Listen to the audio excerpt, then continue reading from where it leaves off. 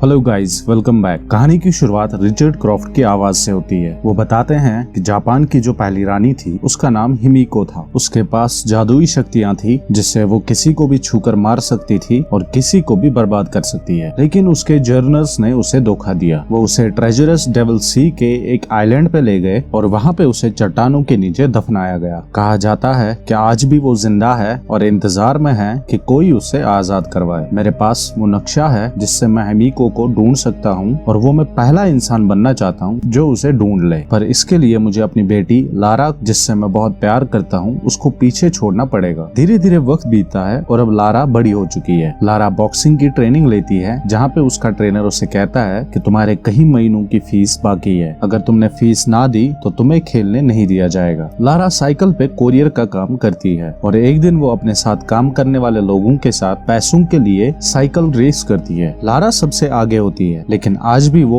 लोगों के चेहरे में अपने पिता रिचर्ड को ढूंढते हैं जो बचपन में हिमिको की खोज करने के लिए चले गए थे। लारा का इससे ध्यान भटकता है और उसकी टक्कर एक पुलिस वैन से होती है। लारा को अरेस्ट कर लिया जाता है। वहाँ पर उसकी बेल करने के लिए उसके पिता की बिजनेस पार्टनर आती है और यहाँ पर ये लारा को समझाती है कि तुम अपने पिता की एक लौती वारिस हो, तुम्हें उसके बिजनेस को और उसकी प्रॉपर्टी को एक्सेप्ट करना होगा। लेकिन लारा अभी ये चीज एक्सेप्ट करने के लिए तैयार नहीं है कि उसके पिता अभी दुनिया में जिंदा है। आज से 14 साल पहले जब वो 7 साल की थी तो उसके पिता हिमिको की खोज करने के लिए गए और वो आज तक लौटकर नहीं आए। सरकार ने उन्हें डेड घोषित कर दिया है, लेकिन लारा को अभी भी विश्वास होता है कि उसके पिता जिंदा है। कुछ दिनों के बाद लारा को उसके पिता के बिजनेस पार्टनर्स फिर से बुला लेते हैं और उससे कहा जाता है कि अगर तुमने इन पेपर्स पे साइन नहीं किए तो तुम्हारे पिता की जितनी भी प्रॉपर्टी है उस सब को नीलाम कर दिया जाएगा। लारा साइन करने के लिए मान जाती है और तभी ये दूसरा आदमी लारा को उसके पिता का एक पजल बॉक्स दे देता है। ये आदमी कहता है कि तुम्हारे पिता की आखिरी इच्छा ये भी थी कि अगर मेरी मौत हो जाए तो ये पजल भी मेरी बेटी को दे दिया जाए। लारा को जब ये पजल दिया जाता है तो वो कुछ ही सेकंड्स में इस पजल को सुलझा लेती है। इस पजल के अंदर एक बॉक्स होता है और वो खुल जाता है। इस बॉक्स के अंदर एक चाबी और एक मैसेज भी होती है। इसमें लिखा होता है कि the first letter from my final destination. Lara समझ जाती है कि उसके पिता किस बारे में बात कर रहे हैं। वो पेपर साइन किए बिना ही अपने पिता के मकबरे पे जाती है जो इसके पिता ने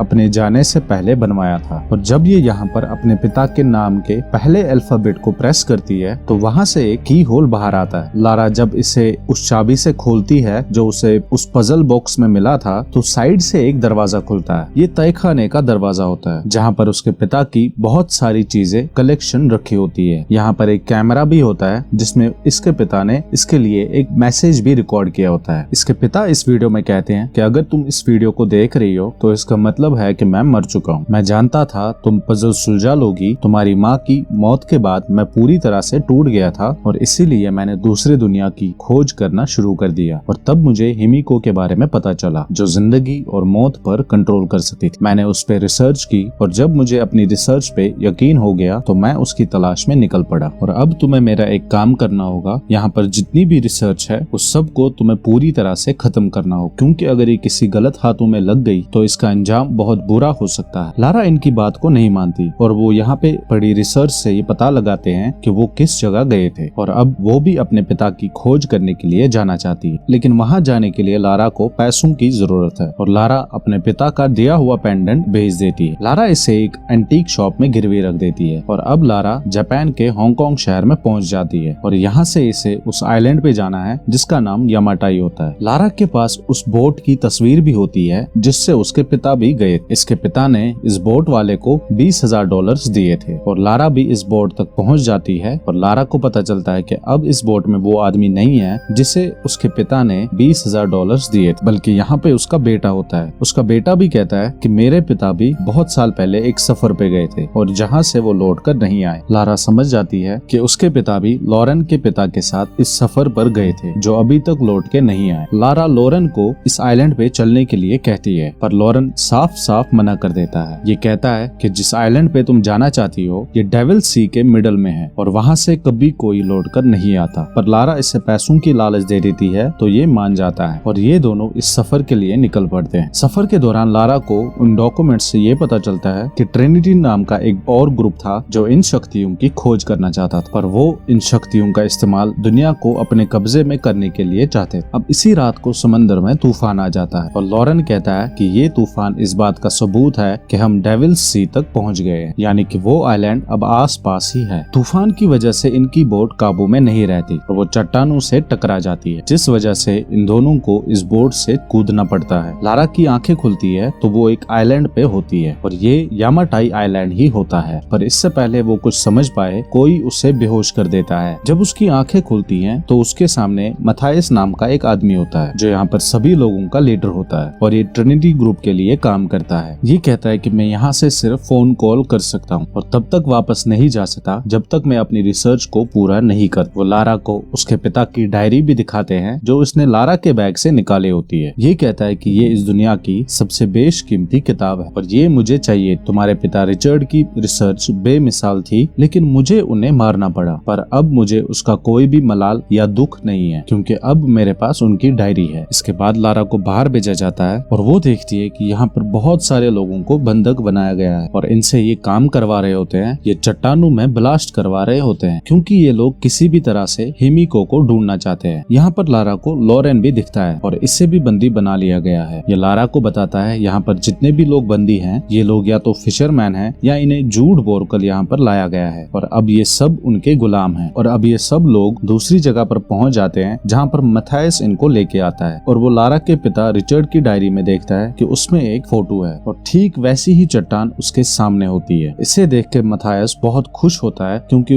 वो जानता है कि इन्हें हिमिको यहीं पर मिलेगी। लारा और लॉरेन समझ जाते हैं कि ये इन्हें मार देंगे तो लॉरेन लारा से कहता है कि हमें यहाँ से भागना होगा। तभी लॉरेन अपने सामने खड़े गार्ड पर हमला कर देता है और लारा को भागने के लिए कहता है। लारा यहाँ से भाग जाती है और ये गार्ड इसका पीछा करते हैं और इस पे गोलियां भी चलाते हैं और जब वो एक गिरे हुए पेड़ से नदी पार करने की कोशिश करती है तो उसका बैलेंस बिगड़ जाता है और वो नदी में गिर जाती है। नदी का बहाव बहुत तेज होता है और सामने एक बहुत गहरा झरना और यहाँ पर एक क्रैश प्लेन भी होता है जिसे पकड़कर लारा बच जाती है। वही लॉरेन को दिखाया जाता है जो भागने की कोशिश कर रहा है, पर मथायस उसके कंधे पर गोली चला देता है और इसको दोबारा से पकड़ लिया जाता है। वही लारा को दिखाया जाता है जो उस क्रैश प्लेन के ऊपर चढ़ जाती है। वो किसी तरह से किनारे तक पहुंचना चाहती है पर ये प्लेन बहुत पुराना होता है और गल चुका होता है। ये बीच से टूट जाता है पर लारा किसी भी तरह से प्लेन के अंदर पहुंच जाती है और यहाँ पर उसे एक पुराना पैराशूट मिल जाता है और इस पैराशूट की मदद से वो यहाँ से निकल जाती है और ये किनारे तक पहुंच जाती है। लेकिन यहाँ से निकलने का कोई भी रास्ता नहीं होता। लारा जब रात को सोती है तो उसे ऐसा लगता है कि कोई उसकी तरफ आ रहा है और ये मथायस का आदमी होता है जो उस पे हमला कर देता है। लारा बॉक्सिंग चैंपियन होती है और वो इसे किसी भी तरह से मार देती है। तभी वो देखती है कोई अनजान परछाई उसकी तरफ देख रही है। लारा इसका पीछा करती है और ये आदमी एक गुफा में चला जाता है और जब लारा गुफा में पहुंच जाती है तो लारा देखती है कि ये आदमी कोई और नहीं बल्कि उसके पिता रिचर्ड होते हैं। लारा बताती है कि मैं आपकी बेटी हूँ और रिचर्ड इतने सालों से इस आइलैंड पे अकेला होता है और इसीलिए इसे लगता है कि ये इसका वहम है, पर जल्द ही वो समझ जाता है कि ये सच में उसकी बेटी लारा है। वो उसे गले से लगा लेती है और अगली सुबह लारा अपने पिता को बताती है कि आपकी डायरी अब मथायस के पास है। मैंने तुम्हें कहा था कि उसे जला देना। मथायस और ट्रिनिटी ऑर्गेनाइजेशन इस पावर का, इस शक्ति का बहुत गलत इस्तेमाल करना चाहते हैं। लारा कहती है हमें यहाँ से निकलना होगा, लेकिन उसके पिता कहते हैं कि हम यहाँ से नहीं निकल सकते। वो बताती है मथायस के पास एक सैटेलाइट फोन है, अगर हम वो हासिल कर ले तो हम बाहर से मदद मंगवा सकते हैं, पर रिचर्ड मना कर देता है कि मथायस के पास पूरी आर्मी है और हम उसका सामना नहीं कर सकते। लारा खुद ही यहाँ से धनुष लेके यानी बो एंड एरो लेकर निकल जाती है। वही मथायस को दिखाया जाता है जिससे वो दरवाजा मिल चुका है जिसके अंदर जापान की पहली रानी हिमिको का टूम्ब होता है। इस बात से वो खुश हो जाता है और सैटेलाइट फोन से अपने सीनियर्स को बताता है कि हमें टूम्ब मिल चुका है, आप यहाँ पर बैकअप भेज दीजिए। वही लारा भी इस जगह पहुँच जाती है। वो गॉड को मारकर लॉरेन और यहाँ पे जितने भी बंदी होते हैं उन सब को छुड़ा लेते और ये सब लोग मिलकर इन गार्ड्स पर हमला कर देते हैं। वही रिचर्ड को दिखाया जाता है जो इस टूम्ब के दरवाजे के बाहर पहुंच जाता है जिसे ढूंढने के लिए उसने अपनी पूरी जिंदगी लगा दी। पर इस दरवाजे को खोलने के लिए एक पहेली होती है। इस पजल को सुलझाना होगा तभी ये दरवाजा खुल सकेगा। यहाँ पे मथायस भी आ जाता है और वो इसे गन पॉइंट पे ले लेता है। ये रिचर्ड से कहता है कि तुम्हें इस पहेली को सुलझाना होगा, लेकिन रिचर्ड साफ साफ मना कर देता है। अपने पिता को बचाने के लिए यहाँ पे लारा आ जाती है। लारा इसके एक आदमी को मार देती है और अब इसके सामने होता है मथायस। मथायस रिचर्ड पे गन तान देता है और कहता है कि अगर तुमने ये पहेली नहीं समझाई तो मैं तुम्हारे पिता को मार दूंगा। ये पहेली वो पहेली होती है जिसे बचपन में रिचर्ड लारा से सॉल्व करवाया करता था और इसीलिए उसे पता है कि इस पहेली को कैसे सॉल्व करना है। लारा पहेली सुलझा देती है और ये दरवाजा खुल जाता है। ये दरवाजा पिछले 2000 सालों से नहीं खुला होता है और ये सब लोग इस टूम्ब के अंदर जाते हैं। कुछ दूर जाने के बाद ये देखते हैं यहाँ पर एक गहरी खाई है जहाँ पर हजारों कंकाल होते हैं, हजारों हड्डियों के ढांचे होते हैं। ये सब के सब इस रास्ते को सीढ़ी से पार कर देते हैं और ये देखते हैं कि दीवार पे लिखा होता है the death of queen turns day and night, she must die to bring back life. यानी कि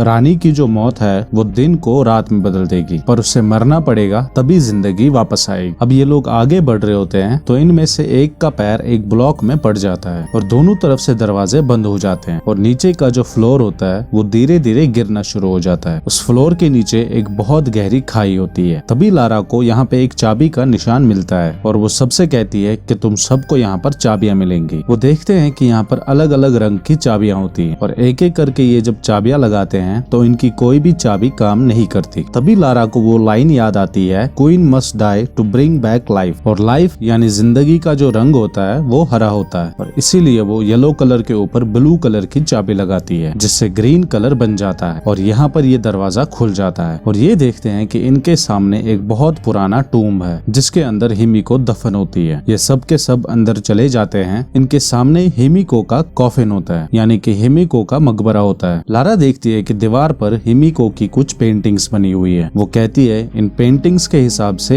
हिमिको कोई मॉन्स्टर नहीं थी, उसे यहाँ पर लाया नहीं गया था बल्कि वो खुद यहाँ पर आई थी। और उससे दीवार पर लिखी हुई लाइन दोबारा से याद आती है, the death queen turns day to night, she must die to bring back life. साथ ही वो कहावतें भी जिसमें कहा जाता था कि हिमिको जिसको भी हाथ लगाती है वो मर जाता था। यहाँ पर वो समझ जाती है कि वो कोई मॉन्स्टर नहीं बल्कि वो बीमार थी, वो एक वायरस से इन्फेक्टेड थी और इसीलिए वो यहाँ पर आ गई थी ताकि दूसरे लोगों को इन्फेक्शन ना हो और उसने खुद अपने आप को यहाँ पर दफन कर दिया। वो ये बात मैथायस और उसके लोगों को बताती है लेकिन फिर भी ये लोग इस कॉफिन को खोल देते हैं यानी कि ताबूत को खोल देते हैं। इसके अंदर हिमिको का कंकाल होता है और जैसे ही मैथायस के 2 आदमी इसे हाथ लगाते हैं तो एक आदमी वहीं पे इन्फेक्टेड हो जाता है और वो एक मॉन्स्टर यानी ज़ॉम्बी की तरह बन जाता है। इससे पहले कि वो इन्हें मारता, मैथायस इसे खुद गोली मारकर मार देता है। और अब यहाँ पर लारा, रिचर्ड और मैथायस सबको समझ आ जाता है कि ट्रिनिटी चाहती है कि वो इस वायरस को उन तक पहुंचाए ताकि वो बायो वेपन बना सके और इस वेपन के डर से वो पूरी दुनिया पर अपना कब्जा कर ले। मैथायस को जब ये बात समझ आती है तो वो हिमिको की एक उंगली तोड़ देता है क्योंकि उसे पता है कि नया वायरस बनाने के लिए इतना ही काफी है। पर इससे पहले कि वो यहाँ से निकलता, लारा मैथायस के गॉड पर हमला कर देती है। रिचर्ड भी गन उठाकर एक गोली मैथायस को मार देता है जिससे वो जख्मी होता है। लारा इस जगह से भाग जाती है और मैथायस का गार्ड इसका पीछा करता है पर लारा इस जगह पे बिछे हुए मौत के जाल से उसे मार देती है। वही दिखाया जाता है कि रिचर्ड के ऊपर एक आदमी जो इन्फेक्टेड होता है वो हमला कर देता है। हालांकि रिचर्ड उसे मार देता है लेकिन मैथायस वो उंगली लेकर यहाँ से भाग चुका होता है। अब लारा यहाँ पर वापस आती है तो रिचर्ड उसे कहता है कि मुझसे दूर रह, मुझे नहीं छूना, मैं इन्फेक्टेड हो चुका हूँ। रिचर्ड भी अब इन्फेक्टेड हो चुका होता है। वो लारा से कहता है कि बहुत जल्द मैं अपने आप को इस पूरी जगह को एक बॉम्ब से ब्लास्ट कर दूंगा ताकि वायरस किसी भी तरह से बाहर की दुनिया में ना फैल सके। तुम्हें मैथायस को ढूंढना होगा। लारा जिसने अपने पिता को ढूंढने के लिए कई साल लगा दिए, जिसे उसने एक पल के लिए देखा था, लेकिन अब उसके पिता हमेशा के लिए उससे दूर जा रहे हैं। लारा को ना चाहते हुए भी अपने पिता को यहाँ से छोड़ के जाना पड़ता है और वो मैथायस तक पहुँच जाती है जो वायरस लेके यहाँ से भागना चाहता है। इन दोनों के बीच में फाइट होती है और लारा उस सीढ़ी को गिरा देती है जिससे ये दोनों बाहर की तरफ जा सकते हैं। और ये देखकर मैथायस पूरी तरह से गुस्से से भर जाता है क्योंकि मैथायस जानता है कि वो अब यहाँ से नहीं निकल सकता। वो लारा का हथियार उठाता है और उस पे हमला कर देता है और अब वो लारा को मारने ही वाला होता है और तभी वहाँ पर रिचर्ड को दिखाया जाता है जो बॉम्ब ब्लास्ट कर देता है जिससे हिमिको का कॉफिन और पूरा का पूरा टूम्ब नीचे ढह जाता है। मैथायस का ध्यान इससे भटक जाता है जिसका फायदा उठाकर लारा उस पे हमला कर देती है और उसकी जेब से हिमिको की उंगली निकालकर उसी के मुंह में डाल देती है और इस वजह से मैथायस भी पूरी तरह से इन्फेक्टेड हो जाता है और लारा इसे लात मारकर उस खाई में गिरा देती है जहाँ पर वो हजारों कंकाल होते हैं और ये वही कंकाल होते हैं जो हजारों साल पहले इन्फेक्टेड हुए। लारा अब किसी तरह से कूदकर खाई के दूसरी तरफ चली जाती है। वो बाहर की तरफ भागना शुरू कर देती है क्योंकि ये पूरी जगह ढह रही है। उससे वहाँ पर एक रस्सी मिलती है जिसे वो पकड़ लेती है और लॉरेन ऊपर से इस रस्सी को खींच रहा होता है। वो लारा को बाहर निकाल देता है, लेकिन इस आइलैंड से निकलना इतना आसान नहीं होता। और तभी यहाँ पर ट्रिनिटी का हेलीकॉप्टर आ जाता है जो मथायस ने मंगाया होता है। ये पायलट को गन पॉइंट पे ले लेते हैं और यहाँ पर जितने भी गुलाम होते हैं सबके सब उस हेलीकॉप्टर में बैठकर अपने घर वापस चले जाते हैं। अगले सीन में लंदन दिखाया जाता है जहाँ पर लारा उस पेपर्स पे साइन कर देती है जो इसके पिता के वसीयत के पेपर होते हैं, और इन पे